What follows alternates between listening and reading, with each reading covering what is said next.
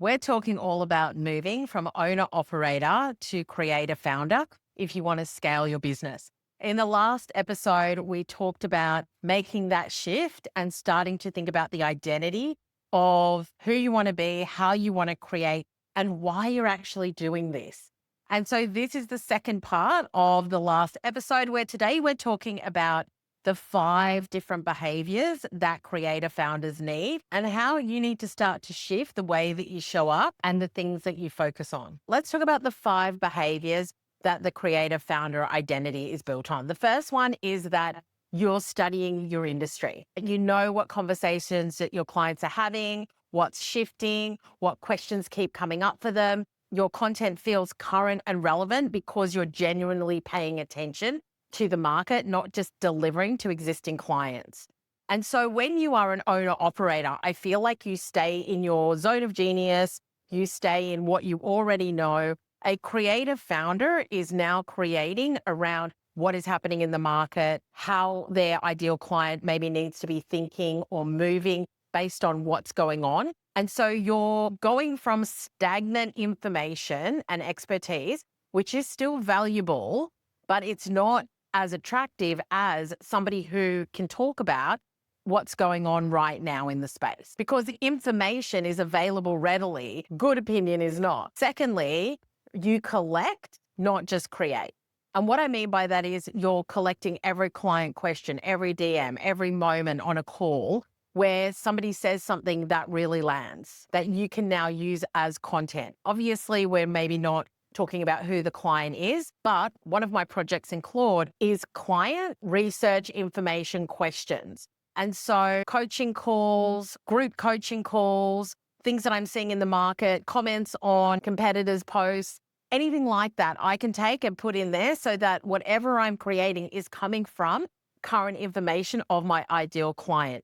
It's not stuff from 2 years ago, because the way that people think, the problems that they're experiencing change. And so you've got to think about, how am I being somebody who is up to date with what they're thinking and saying to themselves? 2 years ago, nobody was saying, how do I use AI to help me be more efficient in my business? Now, so many more people are asking that question. And so when you look at it from your lens, from what you do, from your expertise, owner operator expertise, and now look at it as creator founder filter, what is your thoughts on that?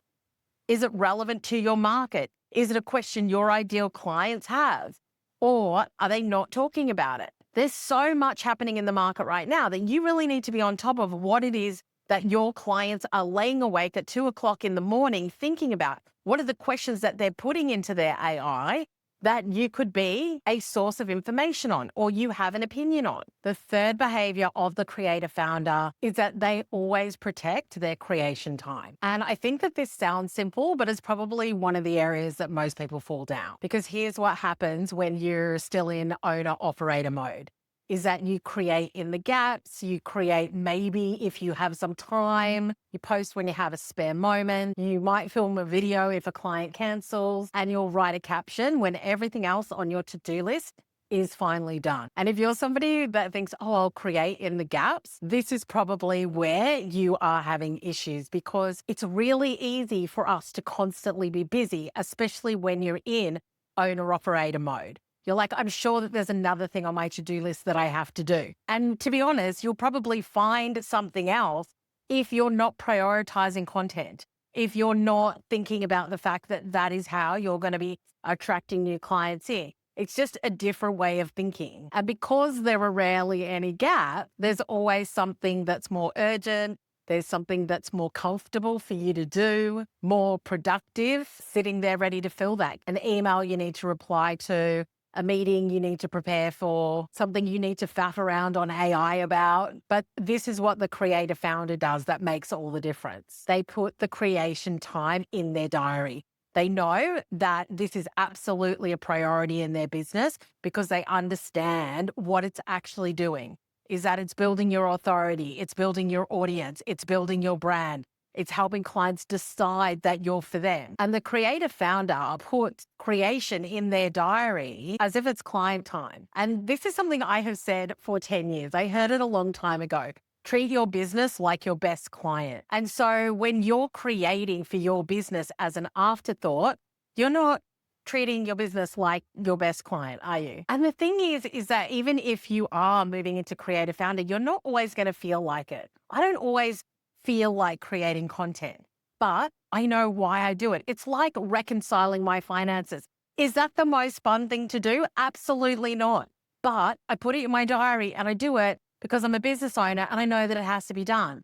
And the same goes for your creation. If you're somebody that's like, Suz, I just don't love it, I get it. But sometimes doing something that you don't love means that you get better at it. And then when you get better at it, you'll see the results and then you'll start to enjoy it more because you're like, it's actually doing what I need it to do. And when you start to see that as part of your revenue generation activities, which is something that I think is so important, looking at what you're doing during the day and saying, is this revenue generating? And creation is revenue generating because it's client generating. So if you're somebody who says, I'll create more when things calm down, or I'll create more when I have more time, or when things are better or perfect, or when I feel ready, which is the worst one that I hear, then you need to hear this. Things will not calm down. You will find it hard to find the gaps. You will probably never feel ready. You just have to make the decision that creation is something that you're going to prioritize. You have to block it, you have to protect it, and you have to show up for it. I don't just have time, I make time. And that's what creator founders do. The fourth thing that a founder creator does is that they show up before the offer is ready. And that's about building an audience well before you launch. You're talking about the problem that you solve before you're talking about the solution that you sell. You're warming up the room. You're not waiting for everything to be perfect. You're becoming the person that your ideal client comes to, and you want them coming to you saying, how can I work with you? It doesn't all need to be set up and perfect. A creative founder, the fifth thing that they do is that they collaborate to expand their reach. And so they don't wait for their own audience to be big enough. They look for ways to get in front of audiences that already exist, podcasts, guest teaching, partnerships. They understand that building in isolation is probably the slowest path, but really it needs to be part of your whole strategy. You want to have your direct information that you're putting out there, your opinions that you're sharing, collaborations that you're doing. It's a multi-pronged approach when it comes to building your brand and marketing what you have. And none of these are complicated. I think it's just a mindset shift. It's going from isolation of owner-operator, doing everything myself, speaking to my own people, having my own team, just doing everything in this little hub, to now founder-creator is an open person, somebody who's sharing content, sharing their opinion, collaborating, being seen, creating momentum publicly, not afraid to share their spicy opinions. Think about where you're sitting right now. Are you owner-operator, which feels a little stagnant, or are you founder-creator?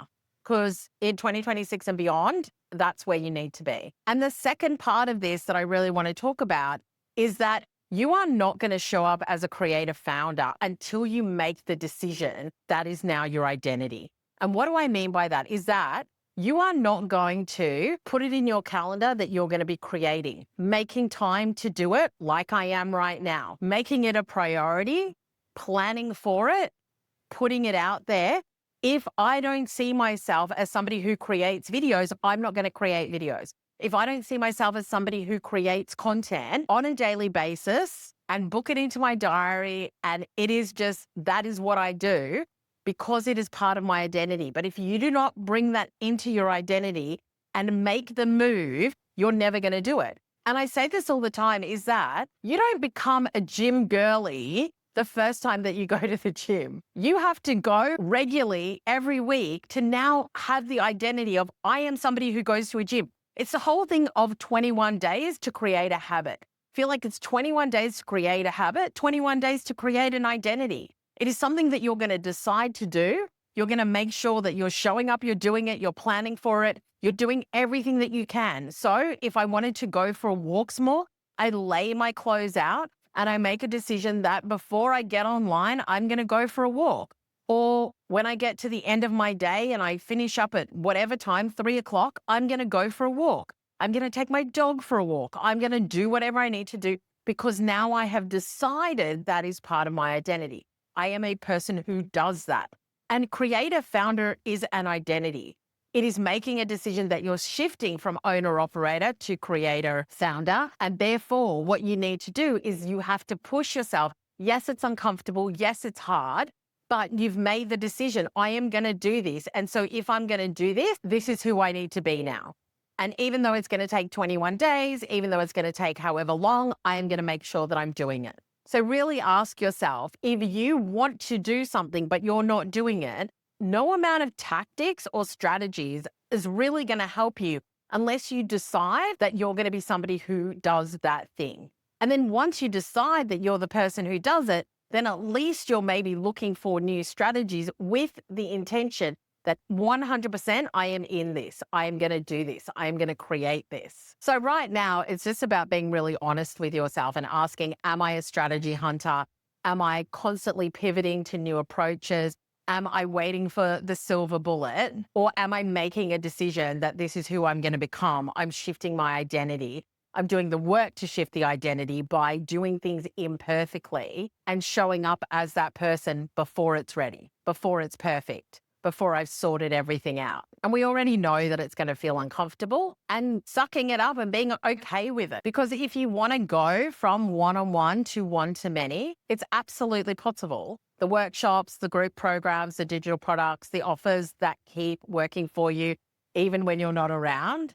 But it does require a different version of you in order to build it.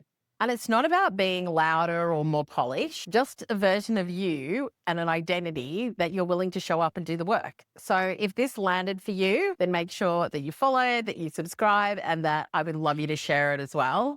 And leave a comment. Like if you have a question or if you're like, yes, Suz, I know I need to make the shift. The first thing that you could do is leave a comment and let me know and claim it and be like, I'm going to do this. Okay, it's time to stop watching and start creating. Go be bold, and I'll see you in the next one.